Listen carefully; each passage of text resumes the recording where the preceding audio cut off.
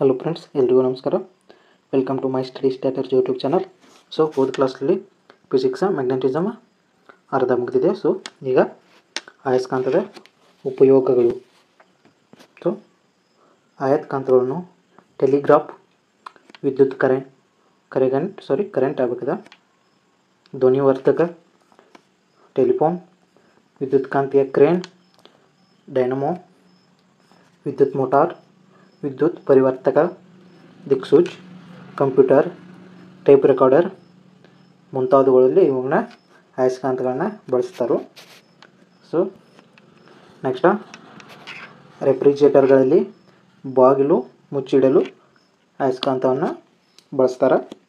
ವೈದ್ಯಕೀಯವಾಗಿ MRI ಕಾಂತೀಯ ಅನುರಣನ ಬಿಂಬನ MRI scanning ಅಲ್ಲಿಯೂ ವೈದ್ಯಕೀಯ ಒಳಗೂ ಆಯಸ್ಕಾಂತವನ್ನು ಉಪಯೋಗಿಸ್ತಾರೆ. ಮೂಳೆಗಳು ಹಾಗೂ ಸ್ನಾಯು ದೋಷವನ್ನು ಕ್ಷಕರಣಗಳಿಂದ ಹೆಚ್ಚು ಪರಿಣಾಮಕಾರಿಯಾಗಿ ತಿಳಿಯಬಹುದು. ನೆಕ್ಸ್ಟ್, ಕಾಂತಕ್ಷೇತ್ರದ ಬಿಂಬಗಳನ್ನು ಆಧುನಿಕ ರೋಗ ನಿವಾರಣೆಯಲ್ಲಿ ಬಳಸಬಹುದು.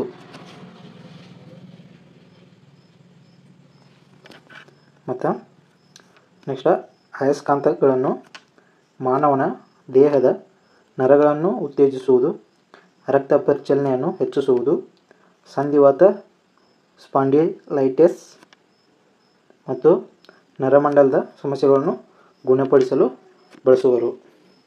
ಸೊ ಇವೆಲ್ಲದ್ರೊಳಗ ಆಯಸ್ಕಾಂತವನ್ನು ಬಳಸ್ತಾರೆ. ಸೊ ನೆಕ್ಸ್ಟ್, ಕಾಂತದ ರಕ್ಷಣೆ. ಎಲ್ಲ ವಸ್ತುಗಳು ಅಣುಗಳಿಂದ ರಚಿತವಾಗಿರುವಂತೆ ಆಯಸ್ಕಾಂತಗಳು ಅಣುಗಳಿಂದ ರಚಿತವಾಗಿರ್ತವೆ. ಹೌದು, ಇವು ಸಣ್ಣ ಸಣ್ಣ ಚೂರುಗಳಿಂದನ ಆಯಸ್ಕಾಂತವನ್ನು ದೊಡ್ಡದಾಗಿ ಮಾಡಲ್ಪಟ್ಟಿರುತ್ತದೆ. ಆಯಸ್ಕಾಂತದಲ್ಲಿ ಈ ಅಣುಗಳ ವ್ಯವಸ್ಥಿತ ರೀತಿಯಲ್ಲಿ ಜೋಡಿಸಿಕೊಂಡಿರುತ್ತವೆ. ಆ ಕಾರಣದಿಂದಾಗಿ ಕಾಂತಗುಣ ಪಡೆಯುತ್ತದೆ. ನೆಕ್ಸ್ಟ್, ಕಾಂತವು ಅನೇಕ ಕಾರಣಗಳಿಂದ ತನ್ನ ಕಾಂತತ್ವವನ್ನು ಕಳೆದುಕೊಳ್ಳುತ್ತದೆ.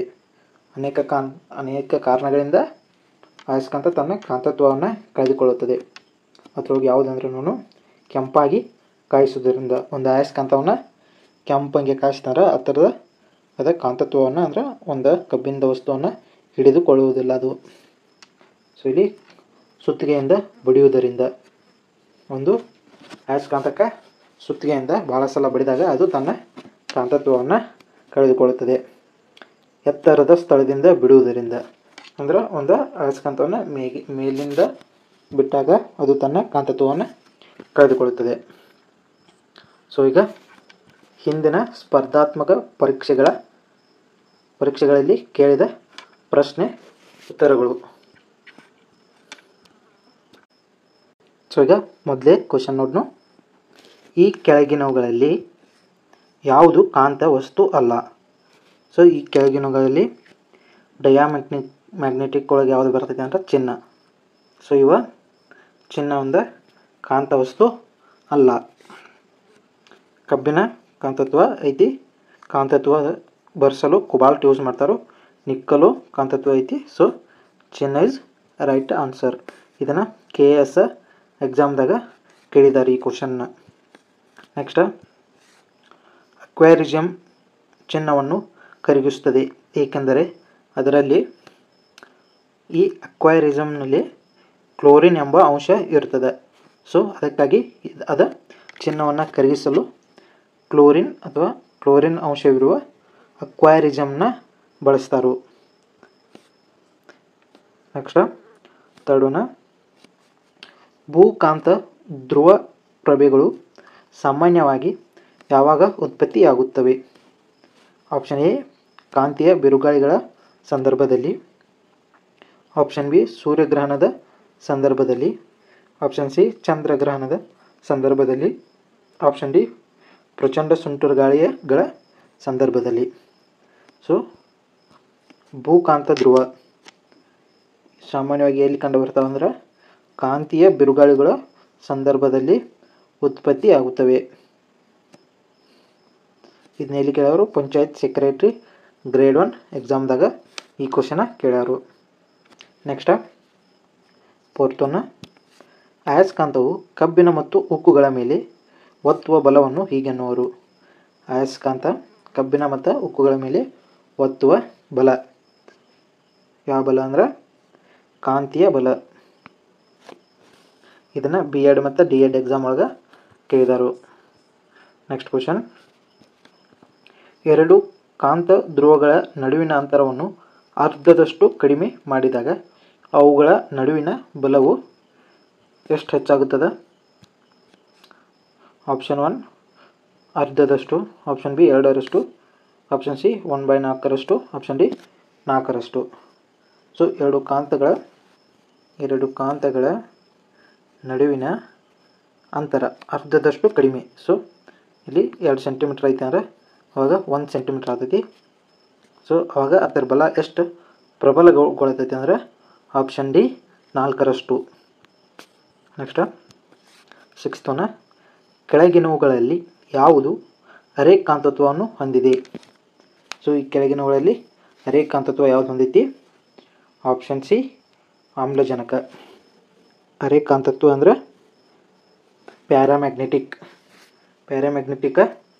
ಗುಣವನ್ನು ಆಮ್ಲಜನಕ ಹೊಂದೈತಿ. ಇದನ್ನ IAS ಪರೀಕ್ಷೆ ಒಳಗೆ ಕ್ವಶನ್ ಇದನ್ನ ಕೇಳಿದರು. ನೆಕ್ಸ್ಟ್ 7th ಒನ್, ದಂಡಕಾಂತದ ಕೇಂದ್ರದಲ್ಲಿನ ಕಾಂತತ್ವ ಏನಾಗಿರ್ತೈತಿ?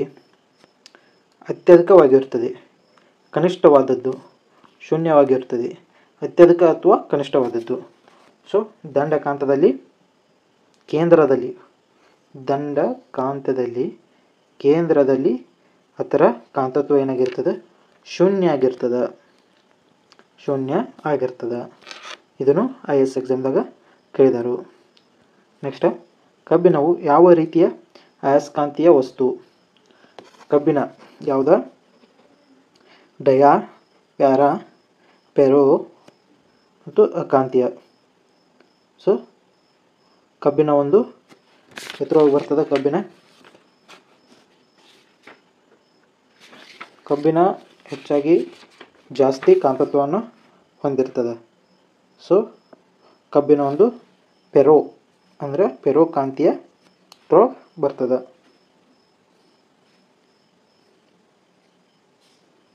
ನೆಕ್ಸ್ಟ್, ಹೆನ್ರಿ ಎಂಬುದು ಇದಕ್ಕೆ ಸಮಾನ. ಹೆನ್ರಿ ಎಂಬುದು ampere, volt, weber ampere, volt bar ampere, weber bar volt, weber bar ampere, weber bar ampere. So ಇಲ್ಲಿ ಆನ್ಸರ್ ಏನಾಗುತ್ತೆ? ವೆಬರ್ ಬಾರ್ ವೋಲ್ಟ್ ಆಗುತ್ತೆ. ಹೆನ್ರಿ ಅನ್ನೋದು ವೆಬರ್ ಬಾರ್ ವೋಲ್ಟ್. ಇದು PSI ವೈರ್ಲೆಸ್ ಎಕ್ಸಾಮ್ ಒಳಗೆ ಈ ಕ್ವಶನ ಕೇಳಿದರು.